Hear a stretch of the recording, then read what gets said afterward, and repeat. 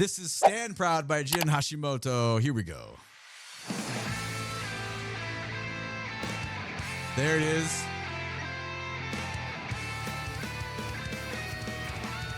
Here comes the lick, though.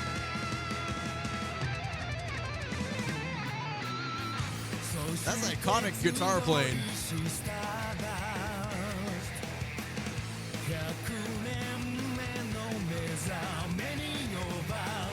Oh, the melody's so nice in the verse, though.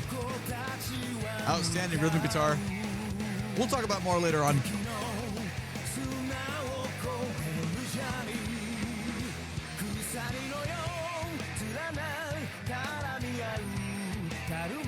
Nice shifts in the kick pattern.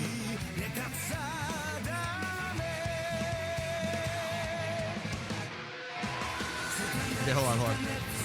Oh my God, it's such a good build-up. The pre-chorus is killer. Everything is killer so far. We'll go back a second time and talk about things in more detail, but we just have to give some acknowledgement to how obviously iconic the opening is. It's great guitar playing. You kind of have a lot of throwback stuff going on within the guitar. I'll probably talk about it a couple times because it's one of the things that has stuck with me. Just not complaining or anything. I love our current era of guitar as well, but when we get these kind of like throwback sounds with a lot of harmony and guitar features, it just kind of has more, not dated in a bad way, just dated in a different style because, you know, music is constantly evolving. But anyway, we'll do that later on during a second listen. This is just very fun and powerful to experience again.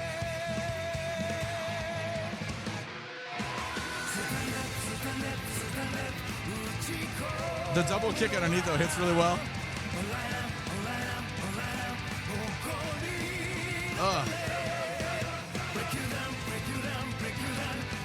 Expressive. The vocals, man, very expressive.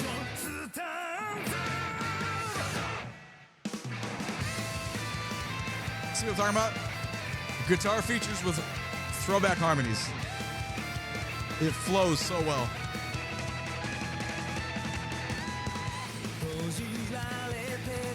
Verse 2. So, folks, really quick, if you're enjoying this reaction, please and thank you. Click the like button. I appreciate it. Also want to formally invite you to the Patreon community. I do about 3 to 4 anime episode reactions per day. For reference, here's this week's schedule. The community is really great. We're just missing one thing. That one thing is you. If you're interested, the link for that is down in the video description below. All right, back to the video.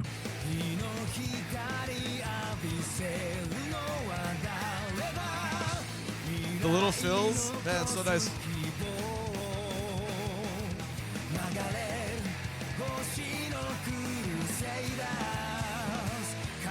Oh! Really cool ideas there. Again, we'll go back and talk about it on the second time, but just quick shout out to the creativity and accessibility. Accessibility meaning how locked in and kind of how the rhythms line up within the rhythm guitar and the way the drummer is approaching everything with the bass player. Because remember, the bassist is the tonal drummer.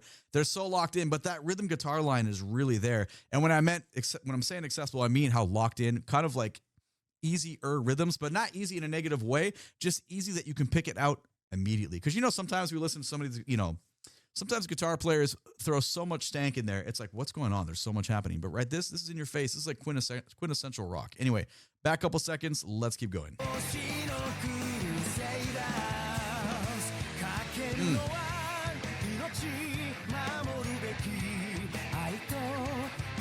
Oh, those low notes on the bass there. Again, the pre-chorus.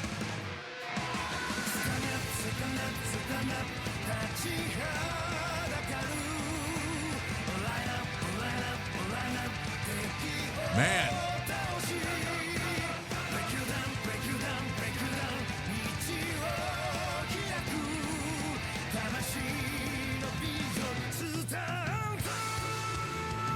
Here we go. Ooh. I like how they open up on the toms. Extension of the phrase there. This feels very like Guns N' Roses like.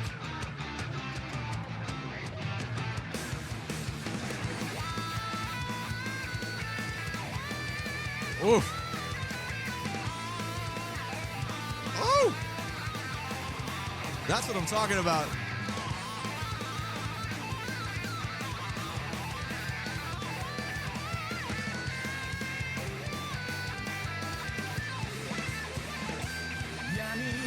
You know, okay. Again, like it's just that throwback sound, straight up distortion. We get some wah pedal on there, and it just feels this feels very, very like just in tune with like what I want out of a rock song and the kind of guitar feature that I'm looking for. I'm often left like hungry for that, just kind of in where we're at with things right now. So when we hear something like this, it's like, okay, this is great. Not dogging on anything. I just observing differences.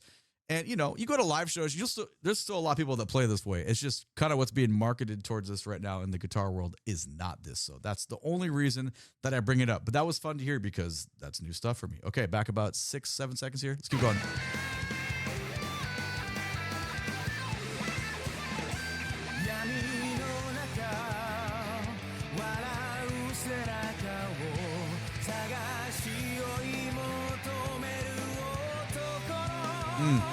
That's gorgeous playing.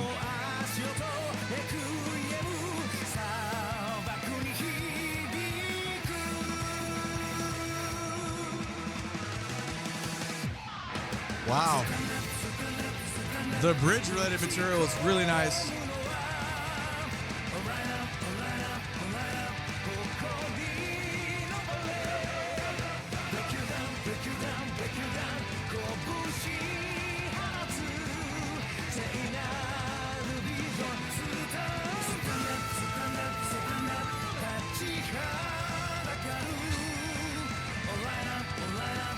It's really good.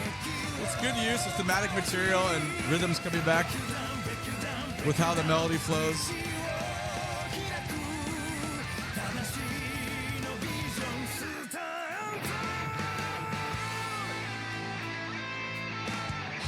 Bookends. We get the lick from the beginning at the end.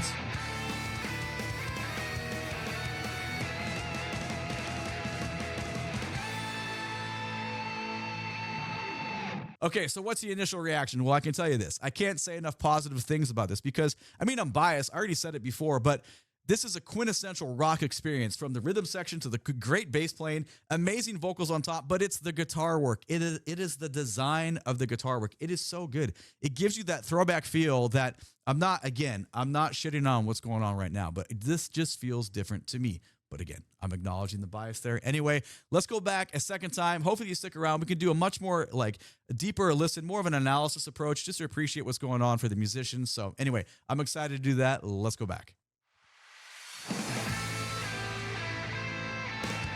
It's primo. What a setup. And then our lead part here. Okay, why is that primo though? Let's talk about it. The very first sound you hear, it sounds like a jet taking off an aircraft carrier. You get this crescendo, and then anthem-like cool harmonized guitar lead line. Check this out.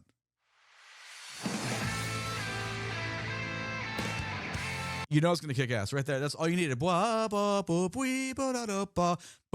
rhythm guitar, printing chords, drums and bass are going to respond an ensemble hit, so everything is wide open, very, very accessible to everyone. You're just setting, like the playing field is there. We know where we're going. Development through that. Drums come in, we get some basic rock beat stuff going on there. But then this fill, this descending like Van Halen rock fill, and then you get the double kick lining up underneath, and then the bass player responds on that. This is only like 15 seconds, man. Everything is lined up there. It's so damn good.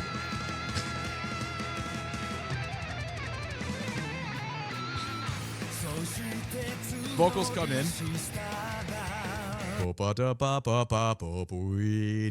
Like, we're following very closely the vocal line. It's in his mid-range tone right there. It's hovering above where the chord progression is going, and it's an attractive sound immediately out of the gate.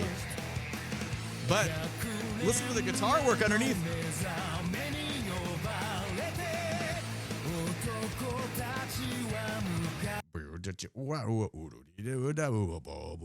All the little like low end arpeggio stuff that's going on, it's down there borderline in the basement, like kind of barely hovering where the bass tones are going to be, but it adds so much. And at least for the IEM, like for my listening experience right now, I can hear it so evenly between left and right side, and it's just a very attractive sound.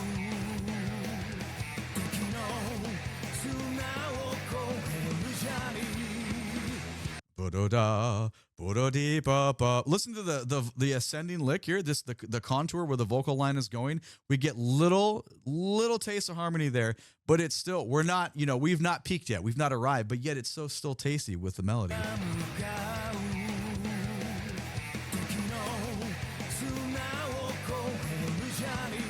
Beautiful, man.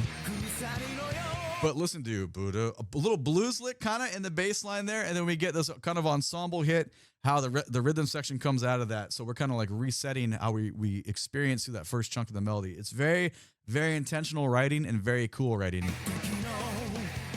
Right here.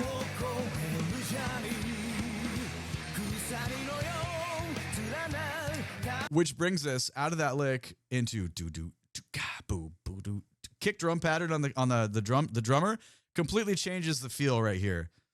Still same tempo, still same mentality, still same progress through how we're moving through the song, but the drummer really takes over to give us a different listening experience as we jump into this. 2, 3, 4, 4, 3, 2, and listen how closely knit the basses, rhythm guitar, and kick pedal are all together. Sorry, I was kind of talking over that part though. But that's really, really important to pay attention to because that means the band is tight, right? The arrangement is tight. It's not loose by any means. And it works really well because then it allows the vocals to kind of hang out up top. And then we move into this like, whatever the ascending cool guitar and bass lick that just happened that I was talking over. That's very fun. I want to back about 8 seconds. It's coming.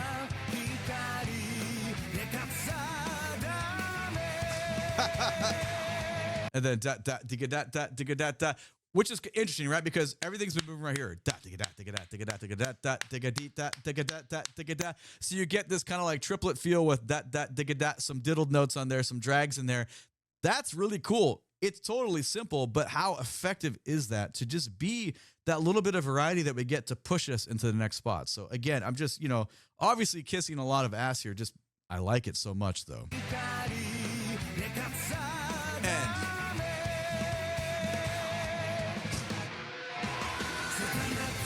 And we drop in.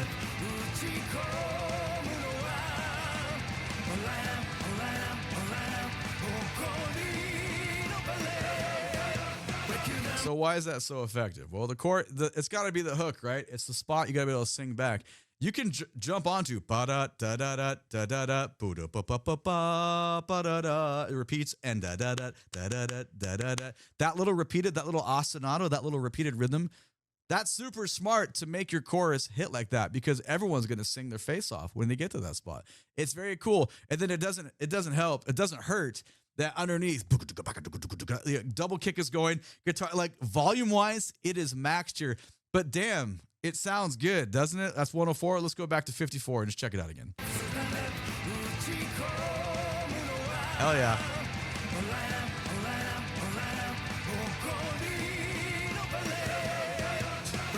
Ba-da-da-da. Callbacks, reset, descending line this time.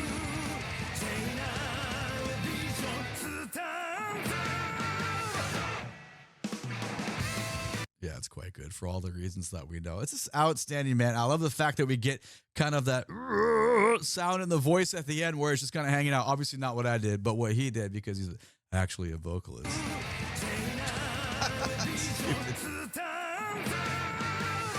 Hell yeah. Similar material. Beautiful guitar work though. Harmony design, stellar.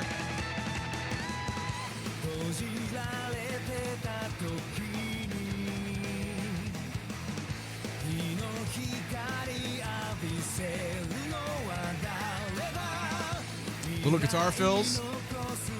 Everything feels very familiar, but you already wrote a very successful verse. No massive reasons to, change anything up.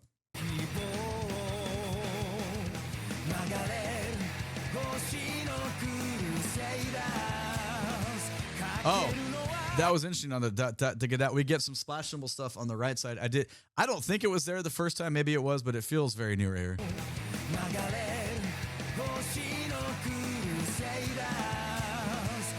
That's cool. Similar material. Yeah, but I feel like I don't remember from the first time on the 5-string bass there.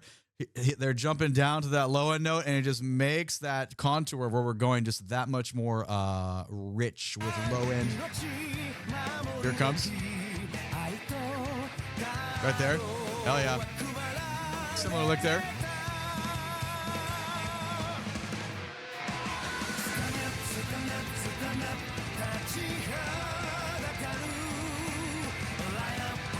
Rocks for all the reasons we talked about. Well, I guess we didn't talk about the ba-da, ba-da, ba-da, that callback vocally with the rest of the group. That's pretty fun because, again, it just gives you, the fan of the song, another spot to, you know, identify with the band and scream that back when you're singing it. Very, very smart design. You know what I'm talking about? Shit.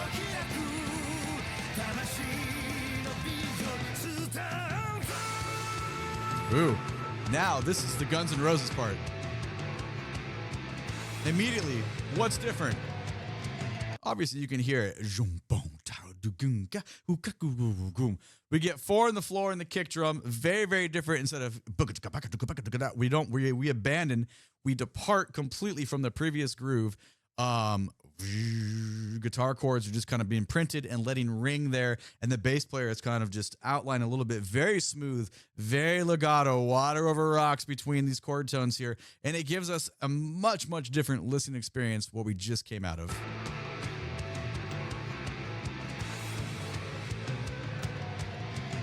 Some background guitar, wah wah wah type sounds, but then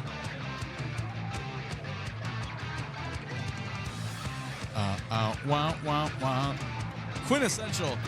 You know what I'm talking about? Doom ba to go. This is a cool pattern. Bow, wow, man, man. You know what I'm saying? Like, everybody can grab onto that. It's cool because the bass lines up with that a little bit, but it just feels very like, oh yeah, there we go. And that just the minor amount of wah pedal that's gonna come in with that distorted guitar sound. It's very attractive.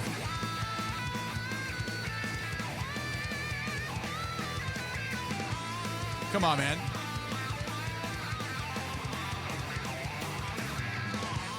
But we're back to the butt rock part more on the drums. But it's great though, because it's like throwing gas on the fire. You needed that switch. The beginning part, it would have still worked. Not the beginning. The shift where I said was like, oh, we're just kind of like, you know, flowing super legato. The guitar could have come in and we could have stayed. They could have stayed on that groove. It would still feature well.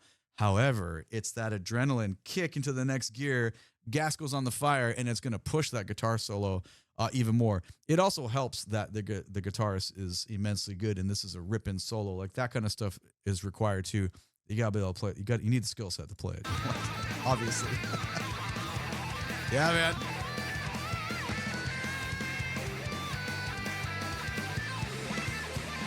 Similar foundations, and we're back to it.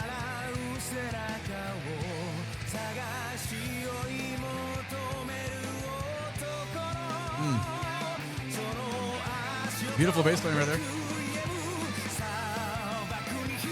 I don't remember if we heard that before on the dow, tick-a-tick-a-dow, tick-a-tick-a-dow. There's like an ascending, squelchy kind of guitar part rising against the vocals there. That's 329. Let's go back to 320. That was pretty cool. It's coming. Oh, and the bass is just sitting there too, so you get kind of...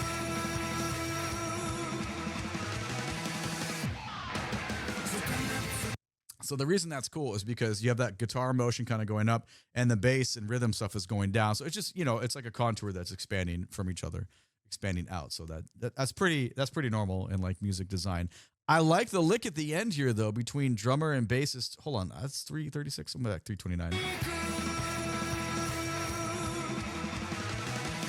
Yeah, that's fun. Guitar is on that too. Chorus again.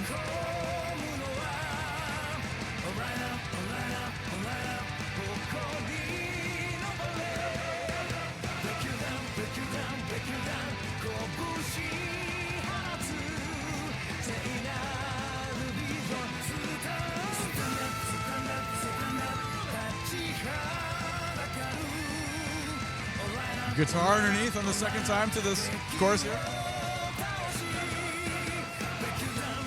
Hell yeah.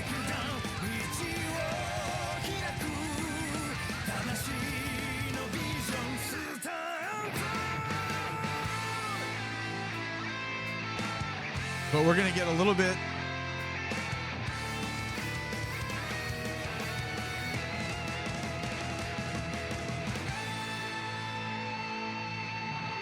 God, we just get not even a little bit. It's a lot bit of just heavy ending. So again, same thing. After the second listen and just appreciating what's going on, the summary is the same of just, it's such a kick-ass rock song. The vocals are amazing, but it's real for me, and it's not gonna be the same for everybody. But for me, the parts that make it like honor it the most is just the rhythm section design and how cool that is, and the prowess in skill sets of that. How nice that guitar feature was. Like that was really great. So anyway, that's what I think about it. Let me know what you think down in the comments below. My name is DrumRollTony. Come watch some anime with me on the Patreon. Come check me out when I'm live on Twitch. You can find all my links for the socials down in the video description below. Please and thank you. Click the like button. Subscribe to the channel and check out the next video. I appreciate you being here. YouTube thinks you want to watch one of these two videos next. Have a great day. Take it easy. Bye-bye.